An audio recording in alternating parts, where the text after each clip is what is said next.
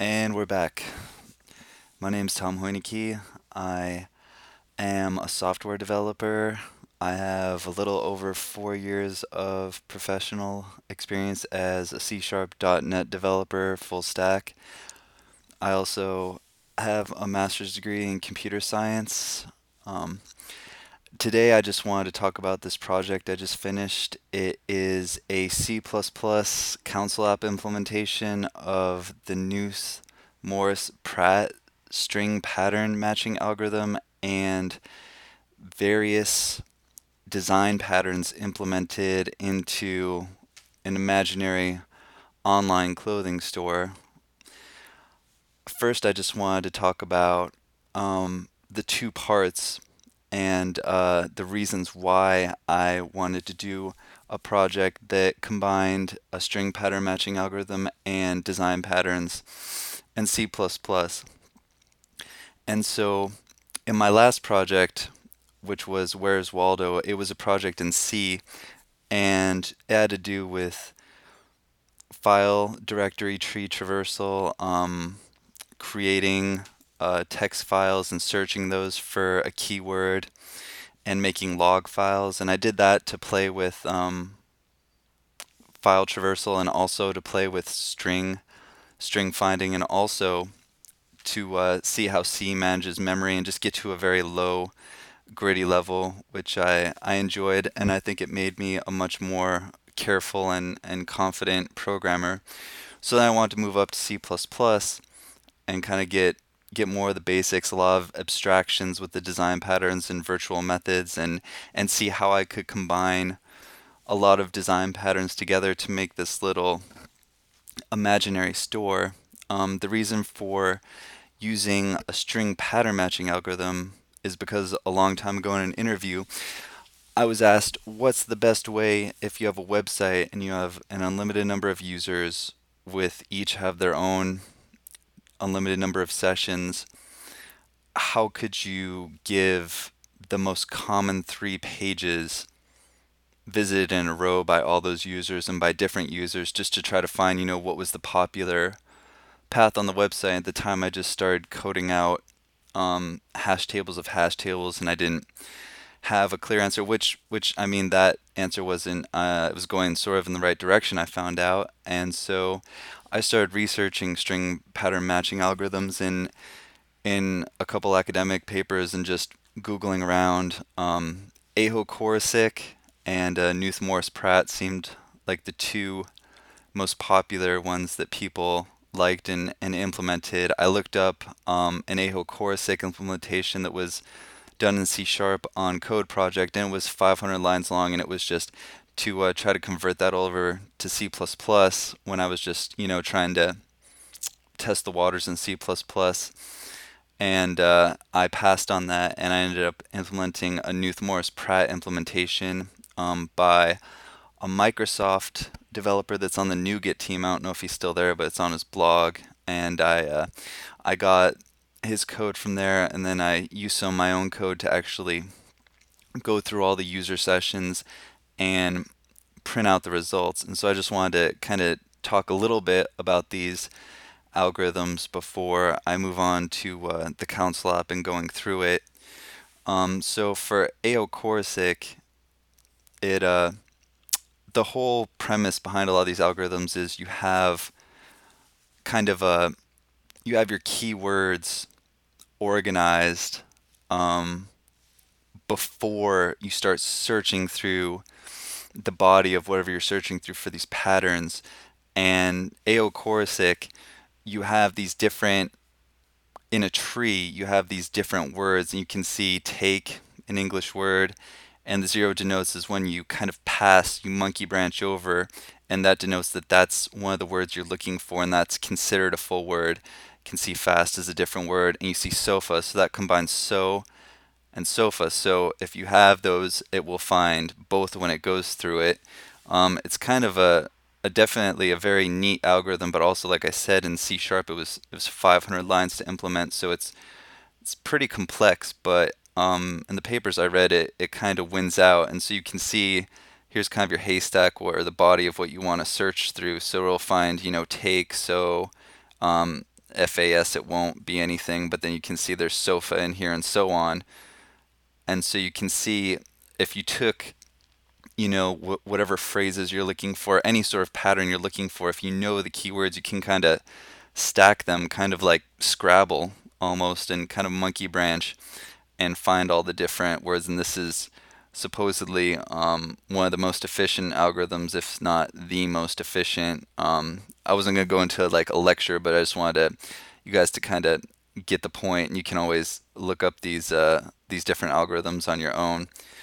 So, and then the Knuth-Morris-Pratt is more straightforward, and I don't think it is quite as efficient, but it kind of, again, you have your needle, and then you have your haystack, which is the body you have to look through. So you can see this just takes kind of one needle rather than creating that finite state machine that the AO Corsic implements. And it kind of just marches through, and it's smart enough to kind of save what is matched and then move that far ahead, while also if it detects that you're passing in the haystack, if you're passing parts that would start matching your needle, it kind of cheats and moves you there quicker.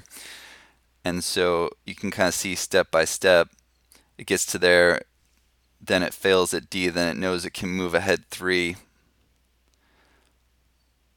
fails at A. So now it's going to go all the way up to the last letter. So then it'll be smart enough that it sees, oh, A, B matched, and that's the beginning of my needle. So then it knows it can jump up that much further. So that's where you get that -2, is that these first two matched. And so on.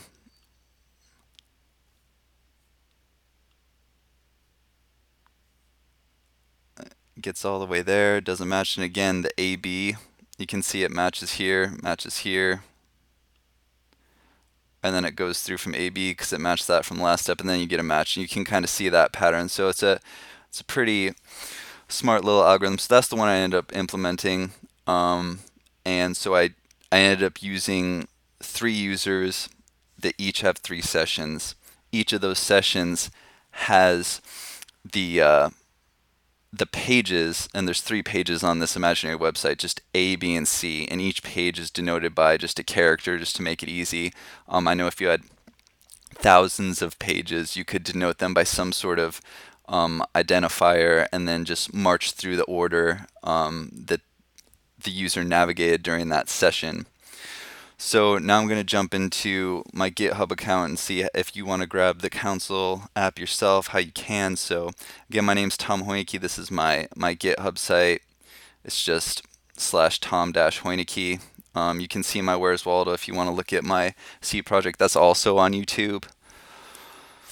So if you go into this, it's called C++ KMP for Knuth-Morris-Pratt design patterns. It seems like I always get to a version 2 before I finally finish.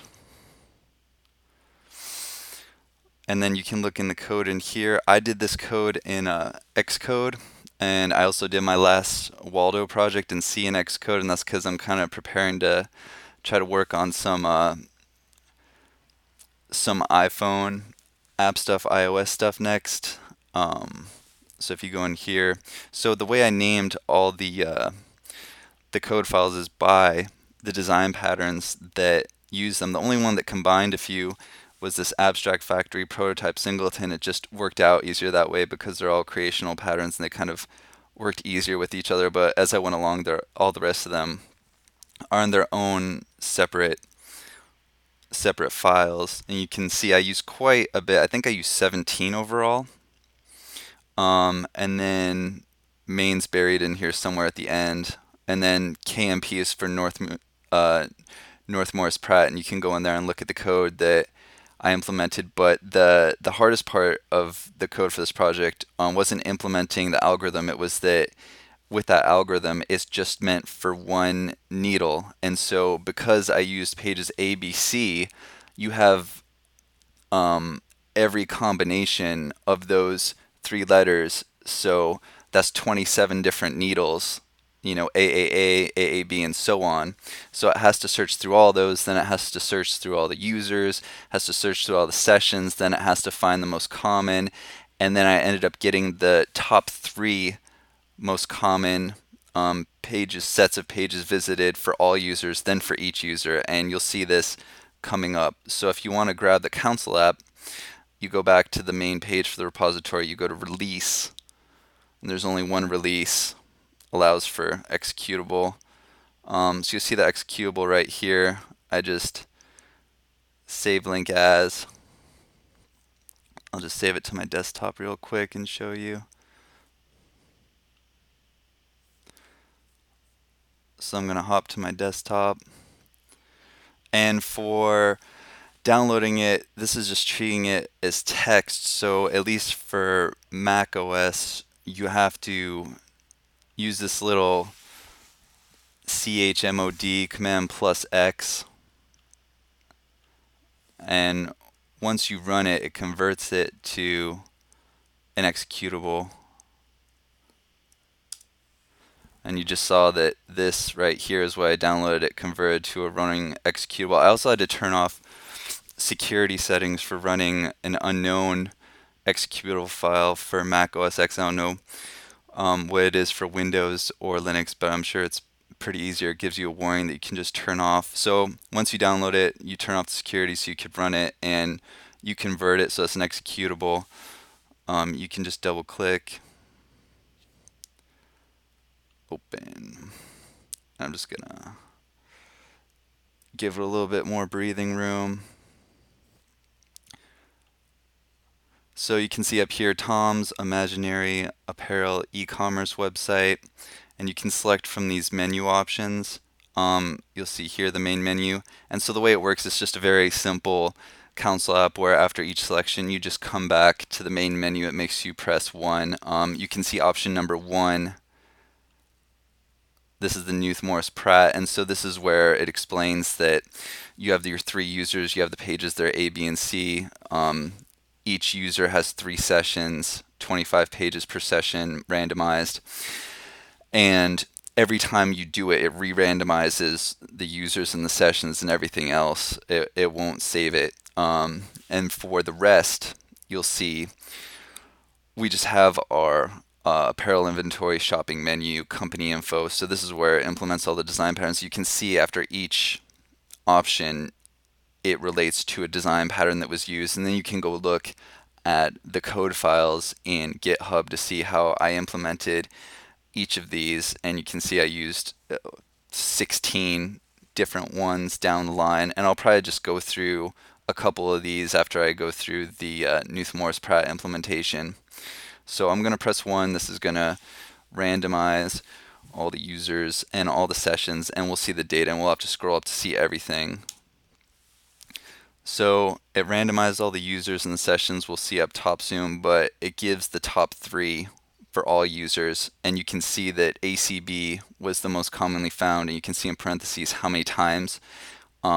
Number 2 was tied, so anytime there's commas, that just denotes that there's a tie for second place. There was 11 found for each of these combinations, and so on. And then these are the top 3 navigation patterns for each user individually, user 1, user 2, user 3, and I can scroll up and I can spot check or try to verify one of these. So for user 1, I'll just see ABC 7 times. So we're going to have to remember that number and count. So if I go up, we'll see all the user data. You can see session 1, 2, and 3 for user 3, and so on, that was randomly generated.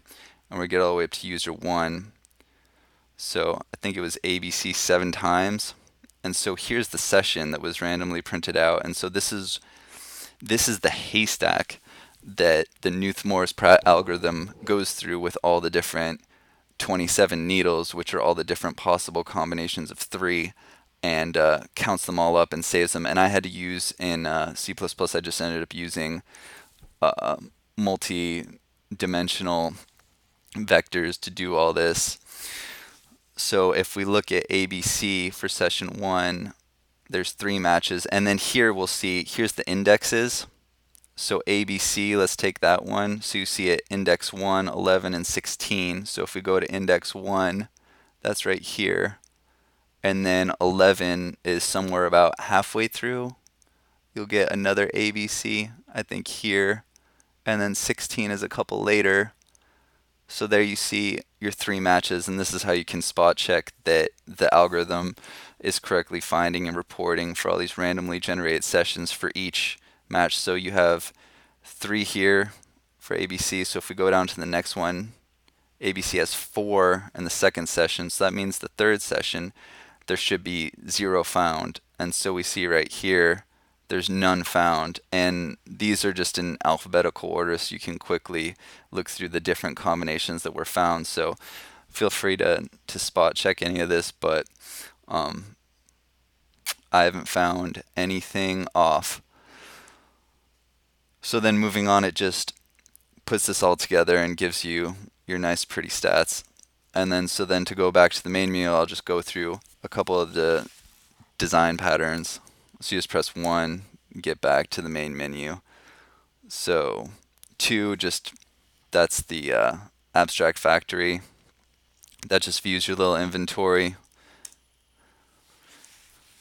And so these different options, they don't all save and work together. They're all pretty separate. Kind of half this project was implementing those user sessions I just showed you with the Knuth-Morris-Pratt, and this other half was just to quickly run through very simple examples of all these, just kind of to teach myself how to at least implement them all together in a certain way. And the interesting part of this project was coming up with the different ways I could use each pattern for different parts of this site I was coming up with. So I think there's create an outfit. So that's a builder. That's another creational pattern. So I'll go back to 1 to the menu.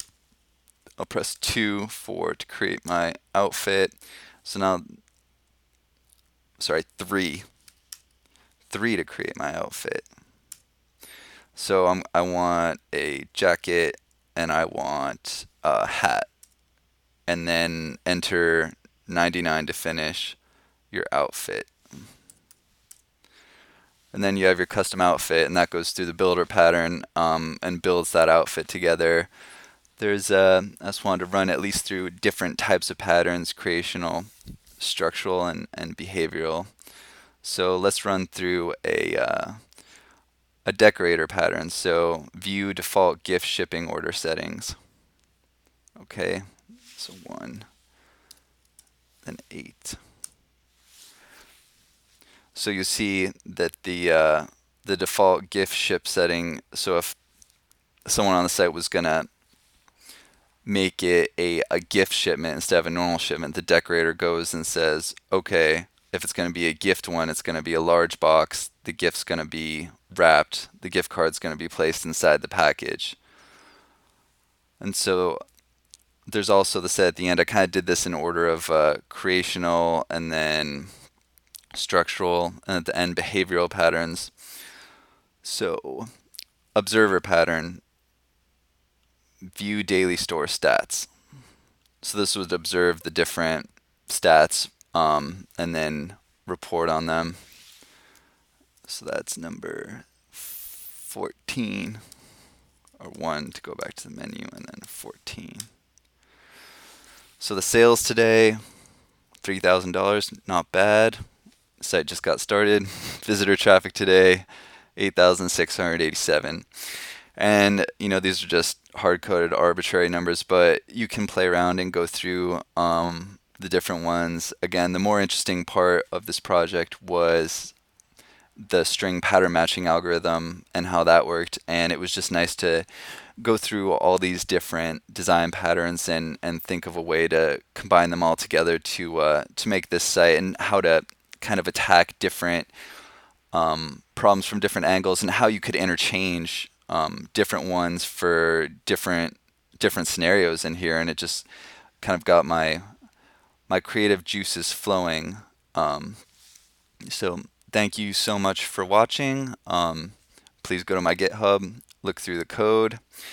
If you want to contact me, my Gmail is thomas.hoineke as spelt on my GitHub, hoineke@gmail.com. I'll have notes on my profile on YouTube and here. And thank you again. Bye.